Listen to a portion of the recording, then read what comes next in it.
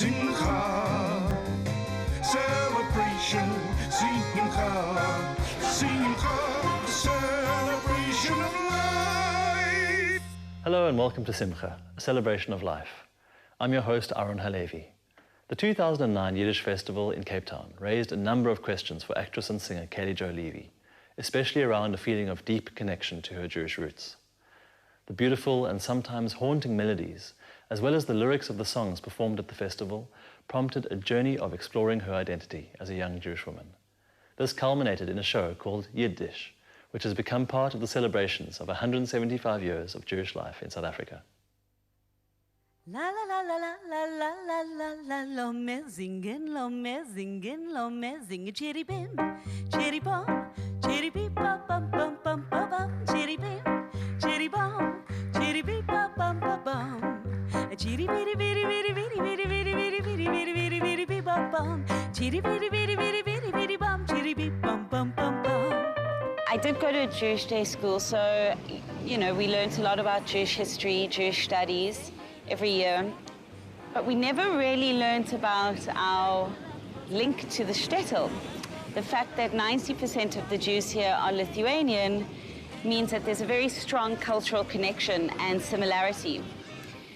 And I couldn't place this part of my identity, and when I sang in the Yiddish Song Festival, I realized my link and my this great heritage of mine. And these songs were so beautiful, and they also sat well with my register, and it was a great privilege to be able to learn them and sing them and go home and learn about the history, where they come from, and see how important it is to be singing these, as the Yiddish language is almost post-vernacularity. I was going to say it's a dying language, but the more research I do, the more I'm fascinated and pleased I am to find out of its revival, especially in New York, in Montreal. There's a big Yiddish revival happening. And so what I've been doing over the last 7 years is finding out a way how to conserve not only the language and the songs, but also the story, maybe share the story of a South African immigrant coming to South Africa. Zu mir ist gekommen a Cousine, schein wie Gold ist sie gewinnt die Grüne. The song Die Grüne Cousine, directly translated, means my greenhorn cousin. And it's about a young girl from the shtetl who arrives to the land of opportunity, America, and she has cheeks rosy as pomegranates and feet that don't want to walk, she just wants to dance. And she's young and full of joy, and freilich lustig is gewesen die Mine, her Mine is full of joy. And she arrives in the land of opportunity only to find that the opportunity is in a sweatshop, and that her love has a wife with 5 children. En fährt mir mit der treuliche Mine, also Mazel läuft Columbus ist Medine. En fährt mir mit der treuliche Mine, also Mazel läuft Columbus ist Medine. Hey! So the immigrant experience wasn't always a great one, which a few of the songs I sing explain. Romania, Romania, Romania, Romania, Romania, Romania, Romania, Romania, Romania. Gewen amor, a lanta süße, a feine. Dort, zu beugen ist a Fargenigen. Romania, for example, reminds the immigrant of life in Romania when the times were good.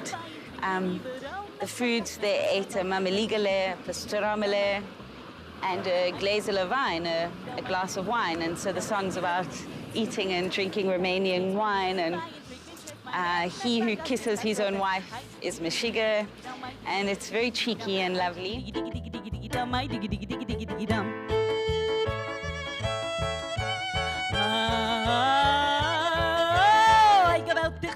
gave down to babies into cello, wenn ich die Zapatsche cello, wenn ich jetzt Zapatsche cello, Sigma, that dilly dum, Sigma, that dilly dum, Sigma, that dilly dum, Sigma, that dilly dum, die Rumäne trinken. When I sing in Yiddish, it is the most crazy thing. It feels, without sounding all shoo-wow about it, it's hard to explain how naturally it sits and how in my element I am singing these songs. It feels more comfortable than anything else I've sung before. Kupipchi, koipchi, koipchi, paperosen. Trickene von Regen nicht vergossen. Koipchi billig berachmones, koipt und heut auf mir achmones. Rattefett von Hinger mir sind. Kupipchi, koipchi, schiebelach anziken. Der mit die vier Jusemel der Wiken. I think it's really important that these songs are conserved and shared, because not only musically are they so beautifully composed, the lyrics are so beautiful and share so much of the culture, a culture which really understood human nature and philosophy and the language itself. So it's good for young Jews to start questioning where do these songs come from and be able to come to a gig and go home and start, hopefully spark some interest, because not just the songs, but the language cannot be forgotten. Sitzt mein Schreien, oi mein Läufen, keiner will bei mir nicht kaufen. Oi Segen will ich müssen, wie ein Hint.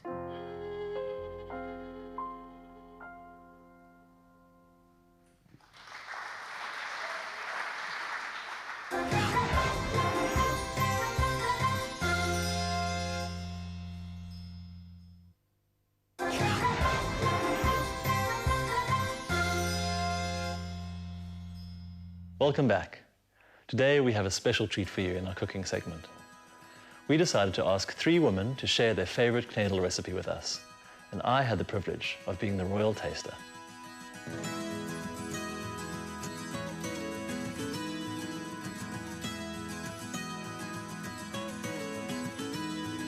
So basically, we're going to take a pot of boiling water. We're going to throw in a butternut, quite a big butternut, grated carrots, stock, salt and pepper. For those of you who like a clear soup, when it's boiled, you can mouli it. Or if you want to see your veggies in your soup, you just leave it and it becomes a lovely chicken veggie soup with a lovely chicken flavor if you use a chicken parav stock. You can use about 3 to 4 liters of water, and if you want it a bit thicker, you use less. If you'd like it a bit more liquid, you use more. We've put our boiling water in already. So here we are, Nita. Okay, as I go, I put my butternut in. Now. Secondly, I put my carrots in. And this is our parav chicken stock, so it's good for vegetarian. I would say we can put a half a cup in quite happily. Let's give it a little stir, Nita. A little bit of pepper. And I would say about 2 teaspoons. You don't have to throw too much salt in because the stock is already salty. So you must be careful how you handle your salt in your pot. So you think about 2? Yes. Good. Okay. Thank you. And we're going to let that boil while we make our kneidel. So we're going to put our kneidel straight into our stock. And that's our parav chicken soup. Okay, now we're going to make the beautiful kneidlach for our Pesach Seder, and we're going to do it in bulk. So we'll get out about 15 at a time. And we're going to ask Ruth just to crack an egg, our eggs for us, just to check for blood spots, because we don't want any blood spots in our egg. Lovely, add it to the rest. Gorgeous. Okay, so now we're going to go on to doing our kneidler. Okay, so we're going to beat your eggs a little bit. That's our 8 eggs. But we're not going to make it with schmaltz, the traditional way, because I prefer a healthier kneidler, and we're going to use olive oil. So we've beaten our eggs a little bit, and to our eggs we're going to add 8 tablespoons of olive oil. We're going to add 16 teaspoons of water. Carry on beating. So now we can pour matzah meal and just mix that in with a you can mix it in. That's how I'm mixing with this. Once we've mixed it, Nita, you can put in 8 teaspoons of stock, and this is a parava stock, so it's very good for vegetarians. And we're going to put in a little bit of salt. I would say 2 teaspoons of salt, because you've got to remember that your stock is also a bit salty, and my family don't like cinnamon. So we don't tend to put in the cinnamon, we prefer to use the stock. Okay, so once you've mixed your matzah meal and all your ingredients, we're going to put this in the fridge for about an hour, and then we're going to roll it and put it into the hot stock, the boiling stock. Okay, so now we've taken our kneidel from the fridge, and it's, as you can see, it's gone a bit stiffer and it gets a bit stickier. Okay, you can see it sticks to your hand. So the easiest way to do this is that you wet your hands with a little bit of water before you roll. Nita's going to measure for us, and Jack and I are going to roll. So Jack, let's roll. And remember, if you want to make it beforehand, you can flash freeze it in the freezer. That means you put it on your board or your tray, sort of set them out nicely. Let them freeze, and once they're frozen, you can put it into a Tupperware, into a plastic bag, however you want to save where your space is. You take them out, let them defrost, and then when you want to put them in, I think the art of getting them up again and getting them to rise again is to put them into boiling water. The water should be boiling, and you pop them straight into the boiling water. The water should boil again for 10 minutes. You can turn it down and let them simmer again until you need them, and they can stay in your soup till you have to serve them. And it's lovely with a see-through lid, so we can always see how they're doing. And there's a little bobber's tail that we never lift the lid when the kneidel are boiling.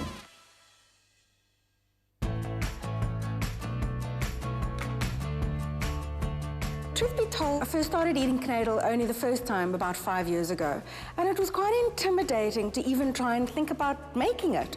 So my husband used to make the kneidel, and he got the secret recipe that was only brought down in the Sherman family. You had to be married to a Sherman, like a whole story about the kneidel recipe.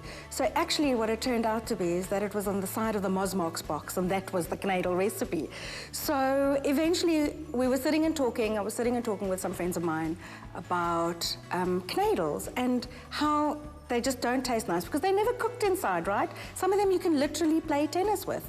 So a friend of mine, Cheryl, said to me she has the best recipe, and she mentioned fluffy kneidel recipe in this awesome Pesach cookery book. So this book is just amazing, and there, lo and behold, on page 49 is the most beautiful recipe called Fluffy Kneidels by Joel Grohl. And this is the recipe that I started to make, and lo and behold, I had people praising me, like grannies, bobbers, zadas, praising me for making fluffy kneidels. Now, eventually, I'd succeed in doing something in the family. So this recipe is very basic, very easy, got very few ingredients. It does need to rise for half an hour in the fridge, and it has to boil in salt water, and then I put it straight into the soup just to kind of warm up. I've frozen these kneidels so successfully, they've been amazing. So let's start. So we have four eggs, which you have to beat them really well.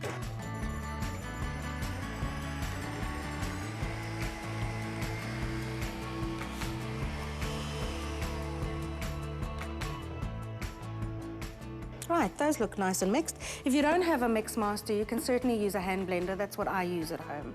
It works just as well. Just make sure that your eggs are really well beaten. Once you've beaten the eggs, you beat in the fat, the schmaltz, and the cold soup. So all we need is half a cup of schmaltz, melted, and half a cup of cold chicken soup. So you have to beat it in while the machine's running.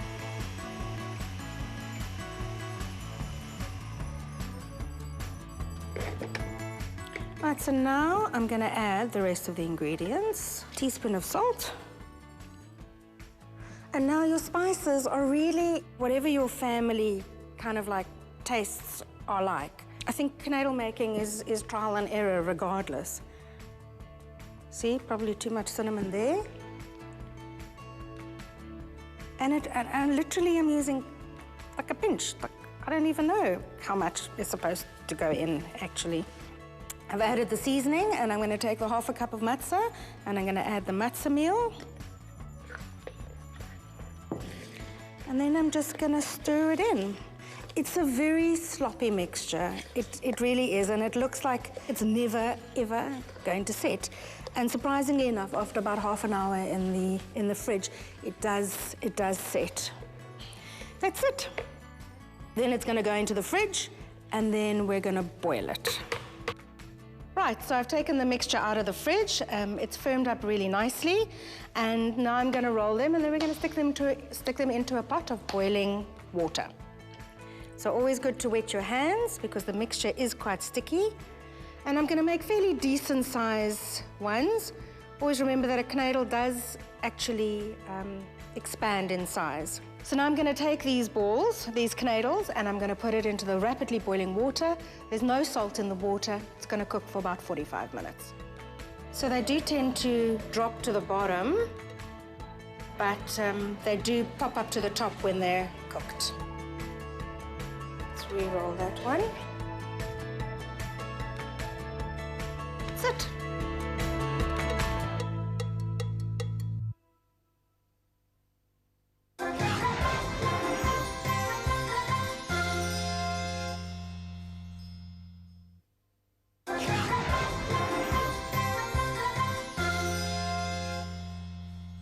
Welcome back.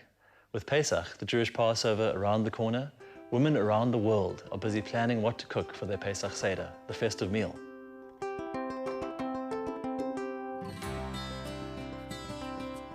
The reason I make these Kneidal is because when I was a child, I remember my mother's biggest stress on Pesach was making the Kneidal. Big competition between her and her sister. They had to be soft. When Telma came out with matzah ball mix, my mother was in heaven. So from then afterwards, she used matzah ball mix. When I got married, I thought, that is what one does. Till one of my daughters-in-law, who doesn't want me to name her, said, Jane, why don't you make proper Kneidal? So this is the recipe I got from a friend of mine, who got it from a friend of hers. It has been never failed. My family likes big, fluffy matzah balls, and this is what I do. I must tell you, I make them quite a while before Pesach, and I freeze them. They freeze beautifully. When you take them out of the freezer, say the morning of the Seder, and you put them into your boiling chicken soup, they actually get even bigger. Each time you boil them up, they get bigger. So let's hope it works this time. I take 2 extra large eggs and beat them, all by hand. I add 2 tablespoons of schmaltz, heaped tablespoons. Beat it well in. Add your spices, salt. I'm actually used to just pouring it. Touch of cinnamon for taste. And a drop of pepper. Beat this all together well. My matzah balls do not stand when they are ready. They go straight into a pot of boiling water to which chicken soup powder has been added just to give the water a bit of flavor. I fold in 7 tablespoons of matzah meal. 2, 3. Stir it in. You must actually judge when you feel the consistency is right. Right, now this feels right to me. It's a very simple recipe, no standing for day in the fridge or anything like that. The pot on the stove must be boiling rapidly as I put them in. Unfortunately, we can't do that. I'll explain because we cannot work in the kitchen. But that is the thing, that it keeps on boiling. Right, so I'm making the balls and putting them in the water, which should be boiling rapidly. Well, this must go onto the stove quickly, rapidly boiling for 20 minutes with the lid on.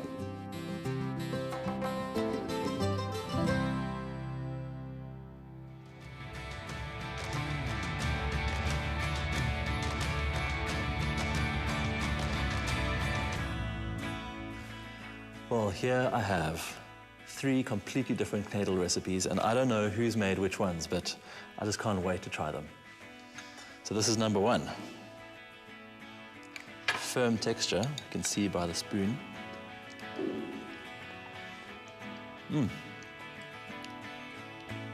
Wow, that's lovely. It's got such a rich texture and nice balance between firm, not too soft. Nice spices. That reminds me of my grand's one. Let's see number 2 here. Okay, this one's much softer for those that like the Kneidals that just melt in your mouth. Wow. Now this is, I'd say, a much more traditional Kneidal. Less spicy, but really wholesome. Here we go, number 3.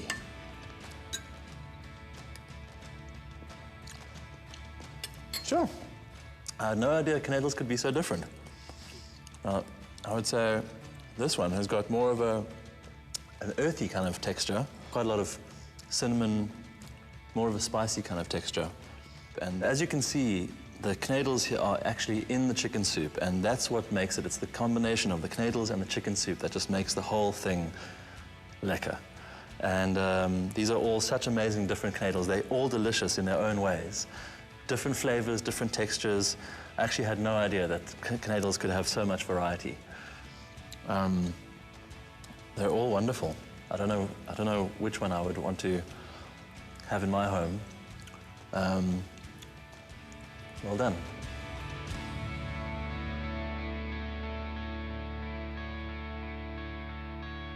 Well, that's all we have for this week's episode of Simcha, a celebration of life. As always, we'd love to hear from you, so please send us a message on Facebook at Spirit Sister Productions. From me, Aaron Halevi, and the rest of the Simcha team, have a great week ahead.